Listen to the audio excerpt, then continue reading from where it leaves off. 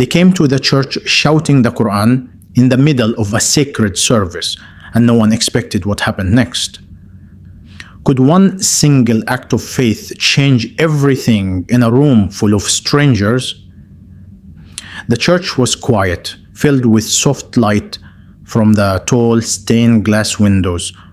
I felt the cool stone floor under my sandals as I walked in with my friends, each carrying a small Quran in our hands. The smell of candles and old wood made my heart beat faster. People were kneeling, singing in voices that echoed across the high ceiling. I could hear the faint creak of the wooden pews as the congregation shifted, unaware of what was about to happen. My friends looked at me and nodded, a signal that we all knew our plan. I felt a mix of fear and excitement, my palms sweating, my stomach twisting.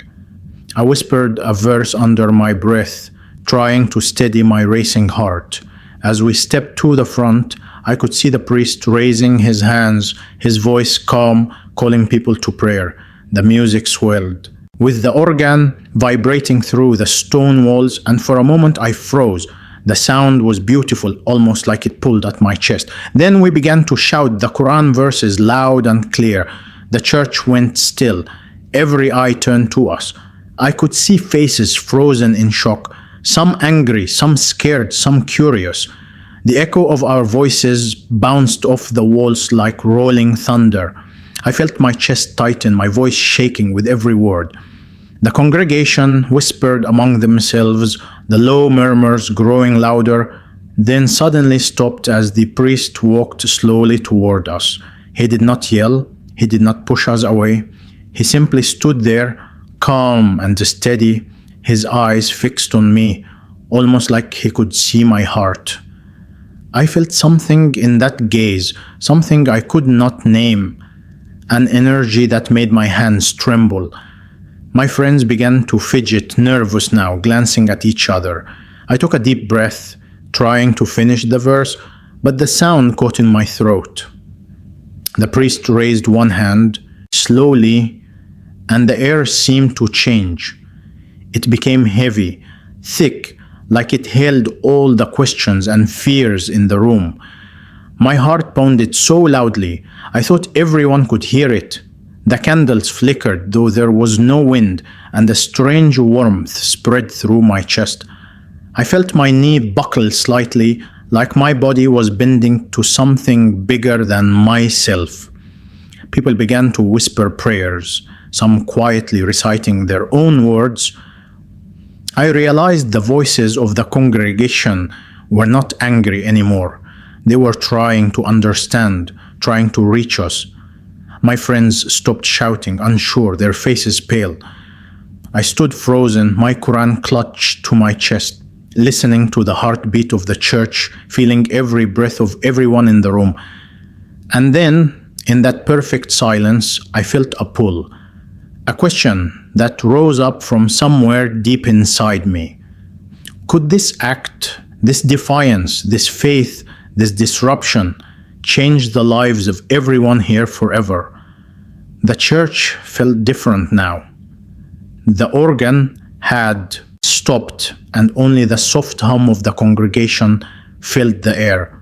My legs were weak, my feet planted firmly on the stone floor, but my mind was racing faster than ever. My friends beside me were silent, their eyes wide, scanning the crowd.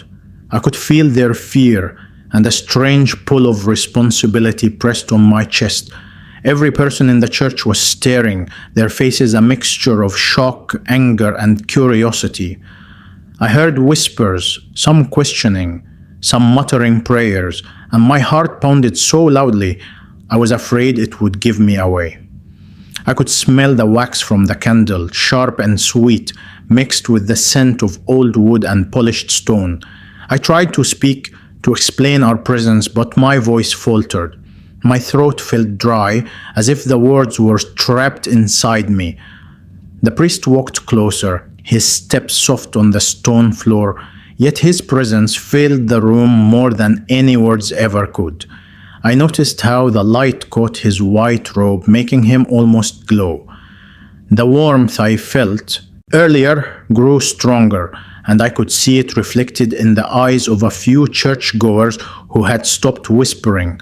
They were watching us closely, and I realized that something unseen was moving through the space, something I could not name. I wanted to run, to leave before the situation escalated, but my feet felt heavy, glued to the ground by an invisible weight. A woman in the front row, an elderly lady with silver hair tied neatly at the nape of her neck, began to tremble. She clutched her rosary so tightly that the beads dug into her palms. Her lips moved silently in prayer, and I could feel the energy of her faith reaching me. My chest tightened. I realized that her prayers were not angry or defensive, they were protective. She was shielding the church in the only way she knew how. At that moment, I felt a strange mix of fear and awe. I had come here to assert my faith loudly, to make a statement, but now surrounded by these people, I sensed that something far greater than anger or argument was present. The priest stopped a few steps away from me and raised one hand slowly, signaling for silence. I could see the muscles in his face relax, his eyes softening as he looked directly at me. I felt as if he could see through me, through my fear, through every thought I had hidden behind my confident actions. His gaze was not accusing, it was calm, filled with patience and understanding. My friends looked at me nervously, unsure if they should step back or continue. I took a deep breath, feeling the weight of responsibility settle more heavily on my shoulders. The air in the church seemed denser now, almost vibrating, as if the very walls were alive with something waiting to be revealed. Then, without warning, the priest spoke, his voice low but carrying clearly through the hall. "Why have you come here?" he asked. The words were not sharp or angry. They were curious, seeking. I felt my throat tighten again. My friends looked at me for direction, but I had no answer ready.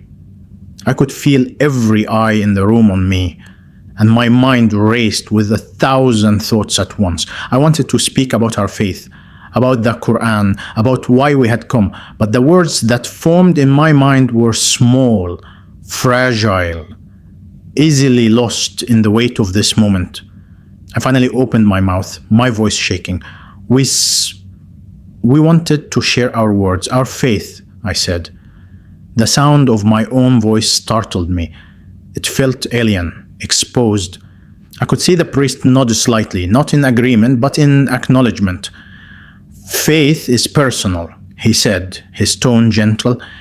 "It is not something forced upon others, not even in the name of God. Do you understand what happens when we push?" I could feel a chill run down my spine, not from fear, but from the truth in his words.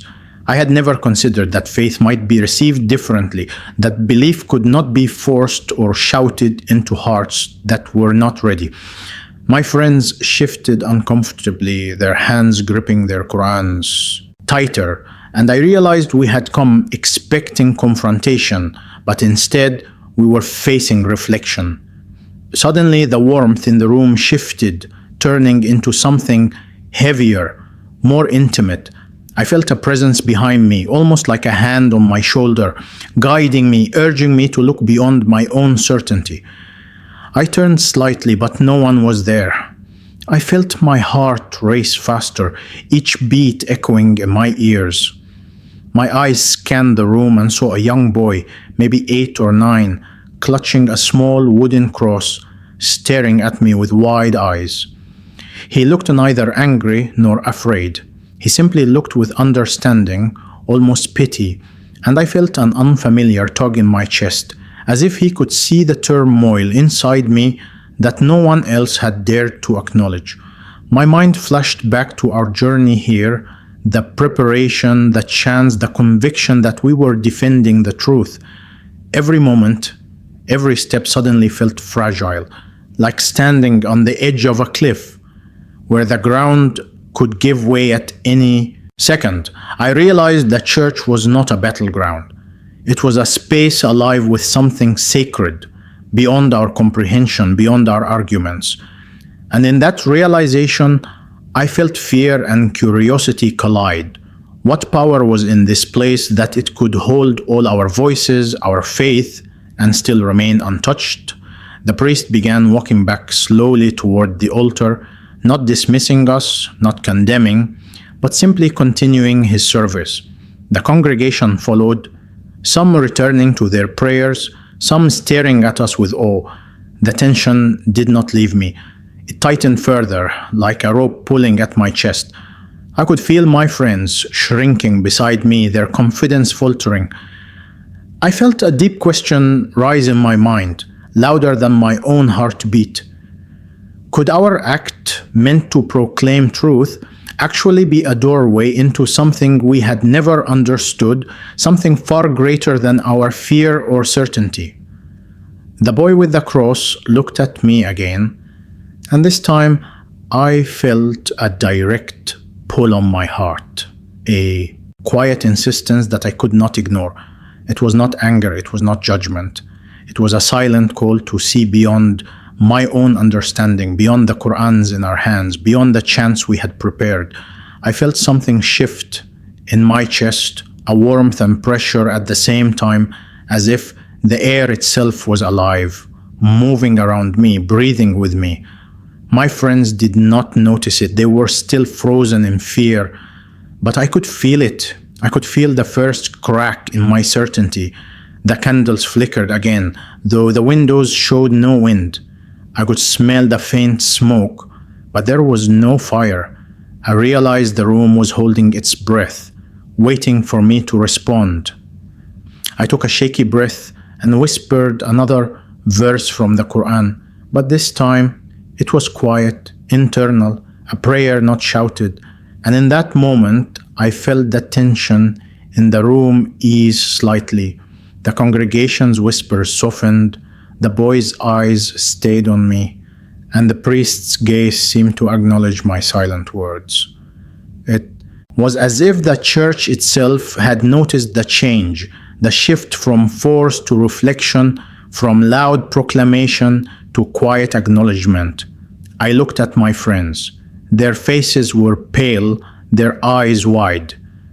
"Do you feel it?" I whispered, almost afraid to speak too loud. They shook their heads, unsure.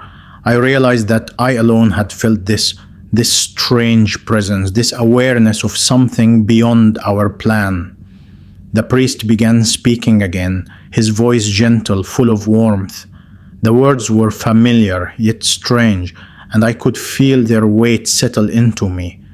Sometimes, what we think is our duty is not what is needed. Faith is not proven by force, but by heart. My chest tightened again, and a question burned in my mind, louder than any verse or chant. If our faith is measured not by shouting or display, but by the heart, what does it mean to truly believe? The church felt even heavier now. Every footstep echoed like thunder, though the room was quiet. I could hear the whispers of my own heartbeat, fast and uneven, as I moved slightly forward. My friends stayed frozen behind me, their hands clutching their Quran so tightly, the pages bent and crinkled. The priest's eyes were still on me, calm, unwavering, and I felt a strange pull to lower my gaze, to bend, to listen instead of shout. I had come here to be seen, to make a statement, but now I felt invisible, in the best way, like the walls themselves were holding me in a soft, unshakable grip. A cold shiver ran down my spine, though the air in the church was warm and still. The candles flickered again, their flames dancing without wind. I could smell the wax, the old wood, the faint perfume of lilies from the altar. I realized my mouth was dry, my tongue heavy with the weight of all I had wanted to say. My friends whispered to each other, but I could barely hear their words. They were distant, like echoes. Something was happening here, something beyond reason. I could feel it in my chest, a pressing warmth that made it hard to breathe, yet drew me closer, step by careful step. I took one step toward the altar. The wooden floor felt harder under my feet, every grain and knot pressing into my soles. My eyes were fixed on the priest, but I could feel eyes everywhere, on me, through me, watching the movement of my heart and my doubt. The congregation seemed to hold its breath. I noticed the boy with the small wooden cross again. His gaze was steady, unblinking. I felt an odd calm in his stare, like he knew something I could not yet understand. I wanted to ask him what he saw, what he felt, but the words refused to come. My mouth opened, then closed, and I swallowed the question instead. The priest stepped closer to the altar, his robe brushing the floor softly, and began to speak, but not in words I recognized. It was a chant, low and rhythmic, and the sound vibrated through the floor into my feet. The warmth in my chest spread, pulsing with the rhythm of his voice. I could feel the congregation responding, softly at first, then louder, their own voices joining in a quiet harmony. The sound was like a wave, gentle but impossible to resist. I felt myself moving forward without thinking, my hands loosening on the Quran, the pages slipping slightly under my fingers. The tension that had held me so tightly began to soften, replaced by a strange clarity. I noticed one of my friends, the tallest of the group, trembling, his lips moving silently in his own prayer. His eyes were wide, not with fear now, but with wonder. I realized I was not the only one feeling it. The church was alive in a way I had never imagined. The light from the stained glass windows shifted, sending colorful patterns across the floor. The colors were sharp, vivid, and somehow alive, moving like liquid over the stone. I felt my chest tighten again, but differently this time, not with fear, but with something like recognition. Something was calling to me, something I could not name. I moved closer to the altar. The priest's eyes met mine briefly, and I could feel the weight of that gaze pressing into me, yet not crushing me. I felt a strange urge to kneel, to bow, to acknowledge something bigger than myself. My knees weakened, and I had to hold onto the edge of the altar to stay upright. The boy with the cross was closer now, his small hands gripping it tightly. He watched me, unafraid, and I felt as if he was urging me forward, toward understanding, not away from it. A sound caught my attention, soft, like the rustling of wings. I turned slightly, but the church was still. No doors moved, no windows opened, yet the sound persisted, faint but distinct. I could feel the hair on my arms stand on end. My friends whispered again, this time with fear creeping back into their voices. I ignored them. I had to focus on the sensation in my chest, the pull in my heart. It was guiding me, leading me, and though I did not know where, I trusted it more than I had trusted anything in my life. The priest began to speak again, his voice low, calm, inviting. Faith is not taken, he said. It is received. Power is not forced, it is shared. I could hear the congregation murmur in agreement. I felt a tremor run through my body, subtle at first, then stronger, like the floor beneath me had shifted. I realized my knees were bending. My friends were frozen, staring, but I could not stop. Something inside me demanded surrender. I felt the Quran slip from my hands and fall to the floor with a soft thud. The sound echoed, but it was not shameful. It was necessary. I sank slowly to my knees, unsure if I was kneeling or being drawn down. The warmth in my chest intensified, spreading through my arms, my legs, my whole body. I could feel tears burning behind my eyes, not from fear, but from awe. I felt the boy's gaze steady and calm, and I understood that he was not afraid, nor was he judging. He was witnessing, guiding in silence, and I was learning what it meant to be truly open. The priest came closer, not speaking, just watching. The congregation had returned to their prayers, but now they were different, some observing, some offering quiet support. I felt the church's energy surround me, a soft, invisible force pressing gently on my shoulders, on my chest, on my heart. I realized that the act I had come to perform, the shouting, the declaration, the insistence, it had been unnecessary. I had sought to be heard, to assert, to defend, and yet in my kneeling, I felt stronger, more certain than ever before. I looked at my friends again. One of them finally knelt beside me, tears in his eyes. The other remained standing, but his hands trembled. I felt the pull in my chest grow stronger, guiding us, drawing us together. Something unspoken had shifted. The presence I had felt from the moment I entered the church now seemed tangible, surrounding me, lifting me, connecting me to everyone here.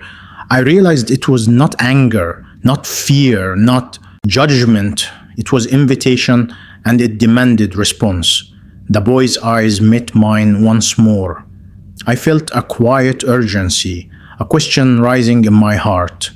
Could a heart open this way, even for a moment, change everything we thought we knew about our faith, about power, about truth?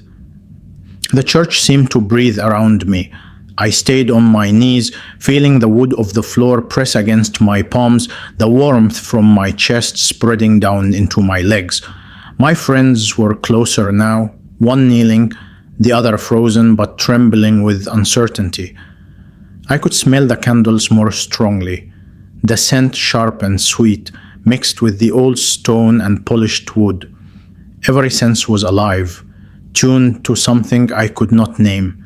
It felt as if the air itself carried a secret, vibrating with life, whispering in a language I almost understood. Then it happened. A light brighter than the sun, yet soft and calm, filled the front of the church. I blinked, shielding my eyes, but it did not hurt. The light seemed to flow, like water across the altar, washing over the wooden pews, the stone floor, the stained glass windows. Colors I had never seen swirled in it, deep reds, golds, blues, and greens, moving, shifting, alive. I could feel the warmth in my chest intensify, and my knees pressed harder against the floor, but it was not pain. It was power, a strange pulsing strength that I could not resist. I looked up and saw the priest raise his hands, palms open, but he did not speak. The congregation's murmurs had stopped. Every person was still, eyes wide, bodies frozen as if waiting for something impossible. The boy with the cross stood at the altar, his small frame shining in the light, and I could feel a pull from him, drawing me forward. My heart pounded, my lungs felt tight, but I could breathe more deeply than ever.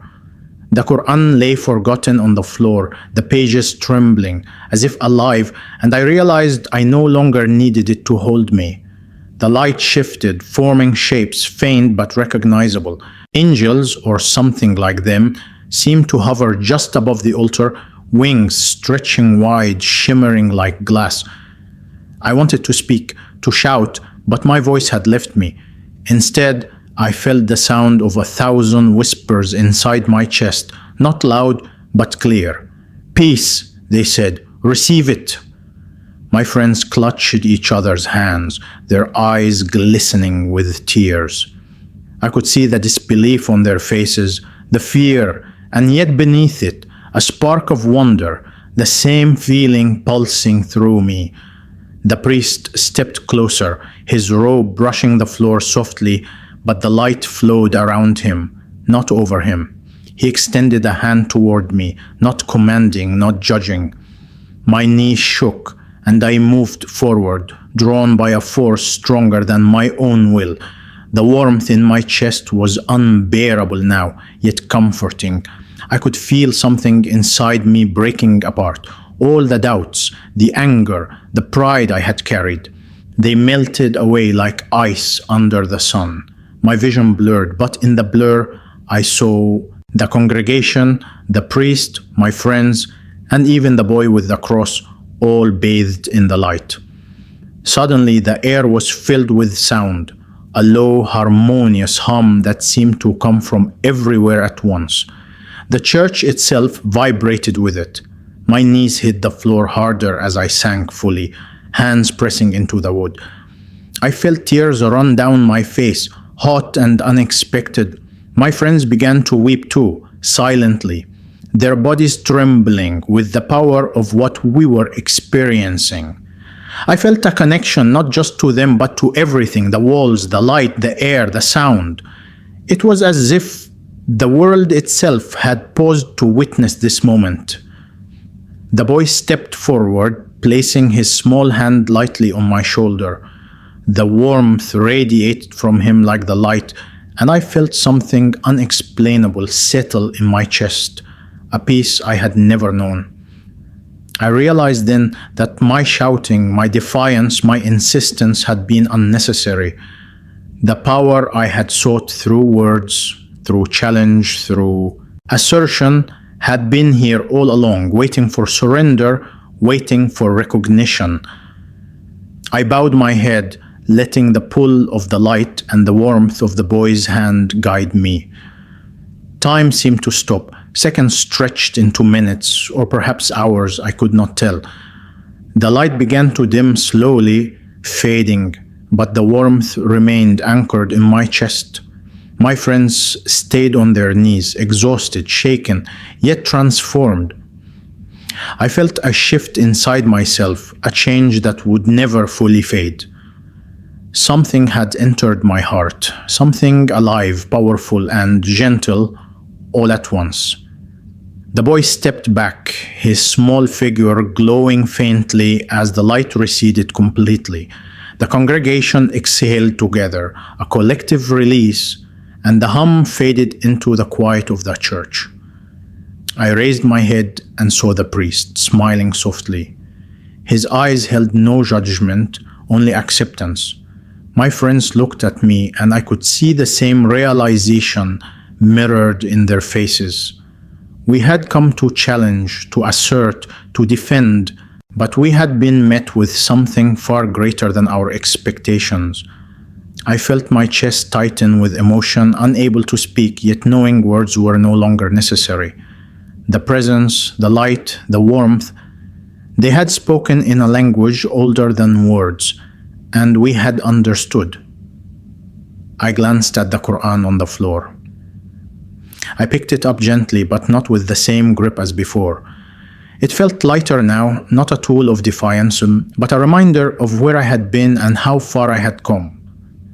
My friends began to rise slowly, their hands brushing mine, and for the first time, I felt a sense of unity, not just among us, but with something larger, something beyond sight or comprehension. The church seemed to breathe once more, exhaling softly, as if satisfied, as if completing a circle we had not realized we were part of. I turned my gaze to the boy one last time. His small figure seemed to nod, and I understood without words that this moment was not just ours. It was proof that surrender could be strength, that openness could bring power, that something unthinkable could happen when hearts were willing to listen. My chest ached with it, full to bursting, and I could feel a quiet question rising inside me. Was it possible that one act of surrender, one kneel, could transform not only a person, but everyone around them? The church was quiet now, but it was a quiet that felt alive. Every stone, every beam of wood, every flicker of candlelight seemed to hum with energy, a memory of what had just passed. I stood slowly, my knees still aching, My palms raw from pressing against the floor, but my chest felt lighter, freer than it had in years. My friends rose as well, their faces pale and damp with tears, eyes wide as though they were still seeing the invisible light that had filled the room. The boy with the cross had disappeared, leaving behind only the warmth in the air that seemed to linger like a whisper. We walked toward the door, our footsteps soft on the polished wood. The congregation began to stir, whispers breaking into quiet conversations, questions half formed on trembling lips. I could see the priest still at the altar, standing straight, his face calm, hands folded. When our eyes met, he nodded, and I felt a wave of understanding wash over me. There was no judgment, no anger, only a patient acceptance that mirrored the quiet strength I felt now inside myself. I realized then that this was what I had been searching for all along, though I had not known it. Outside, the sun had begun to dip low, casting long shadows across the cobblestone courtyard. My friends and I paused, breathing in the warm evening air, listening to the birds that were returning to their nests. The noise of the city seemed distant, as though the church and its secret light had created a bubble around us, separating us from the ordinary world. I could feel the energy from the church still flowing through me, a subtle pulse in my chest that synchronized with my heartbeat. Thought of the Quran, still in my hands, and the words I had shouted earlier. They felt different now, like echoes of a past self, distant and almost foreign. I had come to the church thinking I needed to defend my faith, to assert my beliefs, to show the world the strength of what I held. Instead, I had been met with something I could not fight, something far stronger than words or argument, a living, breathing presence that had changed the shape of my heart. We began to walk down the steps, each movement deliberate, careful, as if the world outside were too fragile to handle the truth we now carried. My friend touched my arm, and I felt a shiver run through me, not from fear, but from the recognition that we had shared something extraordinary, something that could never be undone. The light, the warmth, the voices in my chest, they had not disappeared. They had been imprinted onto us like a tattoo on the soul. A woman passed by carrying a basket of flowers, and she paused, looking at us curiously. Her eyes softened and she smiled without words. I realized that the world would not always see what we had seen, but that did not matter. The change had begun inside us, and that was enough. I felt a tug in my chest, a pull towards something larger, a calling I could not yet name. My friends felt it too, and we shared a silent glance, an unspoken acknowledgement that we would never forget this day. As we walked toward the street, I could see the ordinary world around us, but it had shifted subtly.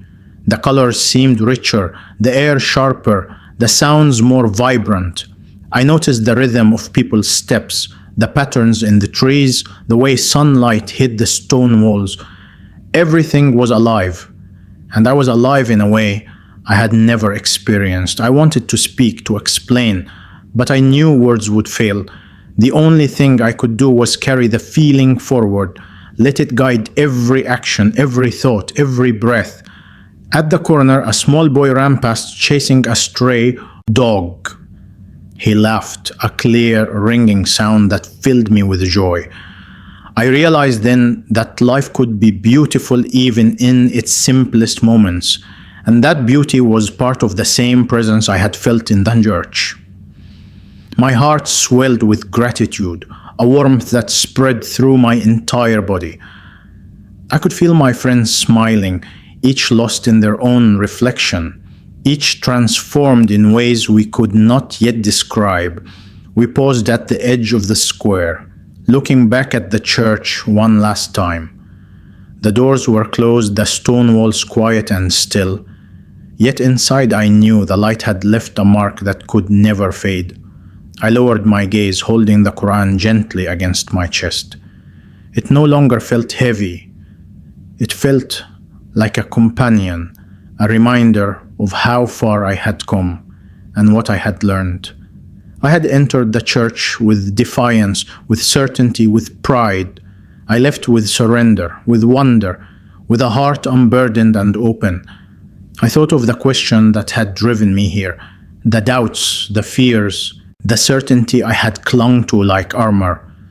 They seemed small now, insignificant in comparison to the truth I had felt.